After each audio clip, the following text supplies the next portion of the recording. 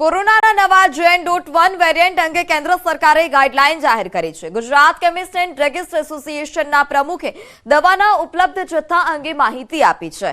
રાજ્યમાં તમામ દવાઓ પૂરતા પ્રમાણમાં ઉપલબ્ધ છે। દવા લેતા પહેલા ડોક્ટરની સલાહ લેવા અને માસ્ક તથા સોશિયલ ડિસ્ટન્સિંગનું પાલન રાખવા પણ સલાહ અપાઈ છે।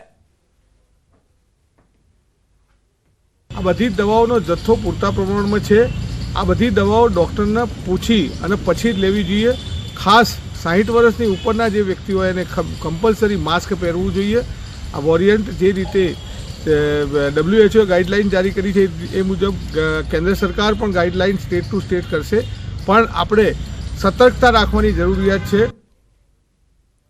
તો રાજકોટમાં કોરોનાના કેસ વધતા તંત્ર એક્શન મોડમાં જોવા મળ્યું। RMCએ બહાર પાડી મહત્વની એડવાઇઝરી।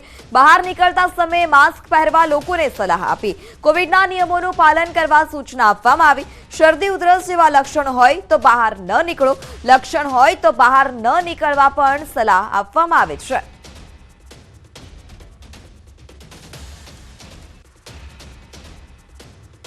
તો રાજ્યમાં કોરોનાની એન્ટ્રી બાદ તંત્ર સતર્ક થયું છે। રાજકોટમાં સિવિલ હોસ્પિટલમાં તૈયારીઓ જોવા મળી। 140 જેટલા બેડની વ્યવસ્થા કરાઈ છે। લેબોરેટરીમાં RT-PCR ટેસ્ટ પણ થઈ શકશે। કોરોના સામે સતર્ક રહેવા સૂચના આપવામાં આવી। રાજકોટમાં એક મહિલાનો રિપોર્ટ કોરોના પોઝિટિવ આવતા તેના સંપર્કમાં આવેલા તમામ લોકોને 14 દિવસ માટે આઇસોલેટ રહેવા પણ સૂચના અપાઈ છે। કોરોનાના કેસને લઈ મહાનગરપાલિકાએ રેપિડ અને RT-PCR ટેસ્ટિંગની કામગીરી પણ હાથ ધરી હતી। મહાનગરપાલિકાના આરોગ્ય વિભાગે કોરોના અંગેની એડવાઇઝરી જાહેર કરી છે। કોવિડના કેસો છે એ વધવાની શક્યતા છે। આ ઉપરાંત રાજકોટમાં ગઈકાલે એક કેસ જે આવેલો છે એના અનુસંધાને વહેલા છે એ લોકોને માર્ગદર્શન મળી રહે એ માટે એક એડવાઇઝરી છે બહાર પાડવામાં આવી છે, જેમાં ખાસ કરીને લોકોને કોવિડના લક્ષણો શું છે, નવા વેરિયન્ટ વિશે થોડી માહિતી આપવામાં આવી છે। આ ઉપરાંત જે કોવિડ એપ્રોપ્રિએટ બિહેવિયર અને કોવિડના જે પ્રોટોકોલ્સ છે એનું પાલન થાય એ બાબતે લોકોને સમજાવવામાં આવ્યા છે। એકાએક વધી રહેલા કોરોનાના કેસ સામે ગુજરાત આયુર્વેદિક બોર્ડના ચેરમેન આયુર્વેદિક ઉપચાર કરવાની સલાહ આપી રહ્યા છે। ડોક્ટર હસમુખ સોનીના જણાવ્યા અનુસાર વાયરસ ભલે વેરિયન્ટ બદલે છે, પરંતુ ઇમ્યુનિટી સારી હોય તો આપણે બચી શકીએ છીએ। ગાઈડલાઈનની સાથે સાથે આયુર્વેદની મદદથી રોગપ્રતિકારક શક્તિ વધારી અનેક બીમારીઓ સામે લડી શકાય છે।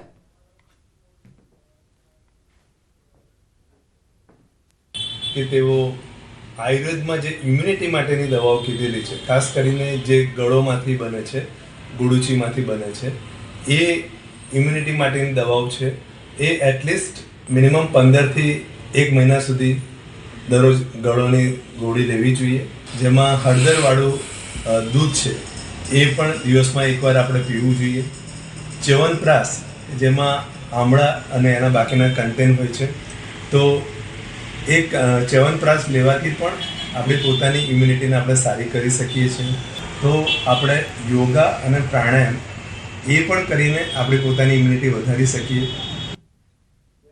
ધોરણ 6 થી 8માં ભગવદ્ ગીતાના પાઠ ભણાવાશે। પાઠ્યપુસ્તક મંડળનું ભાગ 1 પુસ્તક જાહેર થયું છે। ગીતા જયંતિના દિવસે જ પુસ્તક જાહેર કરવામાં આવ્યું। આવતા સત્રથી ધોરણ 8 થી 6 થી 8માં ગીતાના પાઠ ભણાવાશે। શિક્ષણ મંત્રી કુબેર ડિંડોરના હસ્તે પુસ્તકનું વિમોચન। ગીતા જયંતિ પ્રસંગે ગાંધીનગરના વિદ્યા સમીક્ષા કેન્દ્ર ખાતે કાર્યક્રમ યોજાયો હતો। પ્રથમ તબક્કે શ્રીમદ ભગવદ્ ગીતાના સિદ્ધાંતો અને મૂલ્યો ભાગ 1 ધોરણ 6 થી 8ના વિદ્યાર્થીઓ માટે તૈયાર કરવામાં આવ્યો છે। અનુક્રમે શ્રીમદ ભગવદ્ ગીતાના સિદ્ધાંતો અને મૂલ્યો ભાગ 2 અને 3 તૈયાર કરવામાં આવશે।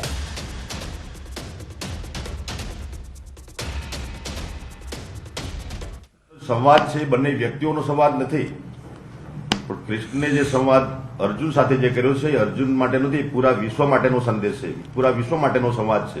એ બંને વ્યક્તિઓનો સંવાદ નથી, જીવનનો સંદેશ છે। નિરાશામાંથી પ્રશંસા તરફ દોડનાર મરણધર્મી માનવને જીવનને અમૃતમય બનાવવાનો બોધ જ્યાંથી મળ્યો છે તે ભગવદ્ ગીતા છે। આજે એક ખૂબ મહત્વનો દિવસ શિક્ષણ જગતની અંદર, શિક્ષણ ક્ષેત્રે ગુજરાતના એ પાઠ્યક્રમની અંદર ગીતાના સિદ્ધાંતો એ ભગવાનની વાણી છે। 5000 વર્ષ પહેલા કુરુક્ષેત્રની અંદર જે ગીતા ભગવાનની વાણી ગવાઈ હતી એ ગીતાના સિદ્ધાંતો શું છે, આખી દુનિયા એ બેઝ પર આજે કેમ આ સિદ્ધાંતો સ્વીકારી રહી છે, ત્યારે માનવ સમુદાય, પર્યાવરણ, વિશ્વ દરેકને સુખ આપનારો આ ગ્રંથ છે, આ વિચારધારા છે. આજે શિક્ષણ વિભાગ માટે, ગુજરાત માટે એક ધન્ય દિવસ છે કે વિદ્યા સમીક્ષા કેન્દ્રમાં આમ ભગવદ્ ગીતા એટલે મહાભારતના ભાગ છે અને મહાભારતના રચયિતા છે ભગવાન વેદવ્યાસ. વેદવ્યાસના સમક્ષ દીપ પ્રાકટ્ય કરીને એમના આશીર્વાદ લઈને આજે આ ધન્ય કામના શરૂઆત થાય છે. જીવનમાં અમે બધા 3 ઋણોમાં જીવતા હોય છે: દેવ ઋણ, પિતૃ ઋણ અને ઋષિ ઋણ. આજે અમારા ઋષિ ઋણના ચૂકવણીના દિવસ છે.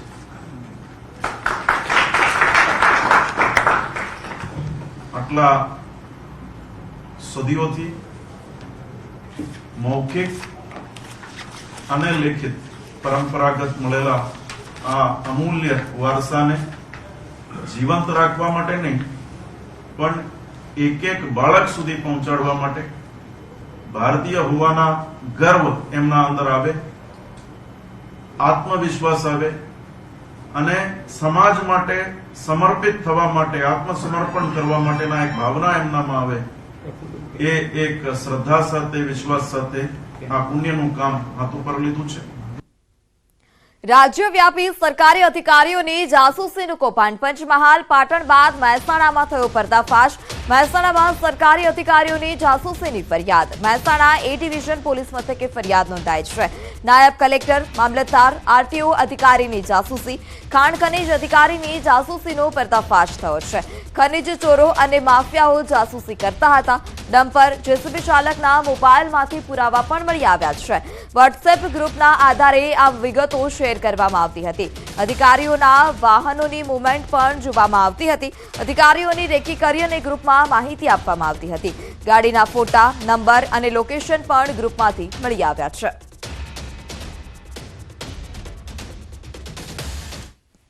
એ જે ગ્રુપ ચેક કરતા તો ગ્રુપમાંથી એવું જાણવા મળે છે કે આરટીઓ ઓફિસર છે, નાયબ કલેક્ટર છે, મામલતદાર શ્રી છે અને ખાણ ખનીજના તમામ કર્મચારી અધિકારીઓની રેકી થતી હોય એવું જાણવા મળ્યું છે. પણ મહેસાણાની અંદર આ રીતના જે ગ્રુપ છે, સોશિયલ મીડિયાની અંદર જે મેસેજ વાયરલ કરે છે, એ બધું અત્યારે તો મળી આવ્યું છે. એ પ્રાઇવેટમાં જીમી સાહેબ નીકળ્યા છે. જીમી વાણિયા સાહેબ રાતી પાલનપુર વાહો હતા, એટલે એ સાઈડ 38 સીધી પાલનપુર આપવાની છે. જીમી સાહેબ ડેલના છે, ડેલના હો. કાલે એમના ઘેર ગયા હતા પણ આવી ગયા હતા, પાછા રોકાણા નતા. જીમી સાહેબ તો ચન્ના ઉતર્યા પણ ચો જ્યાં છે મેસેજ આલો. અલે આજ તો એને ચંદાજી આપણે વાળી બતાવજો, છોડતા ના ખાલી.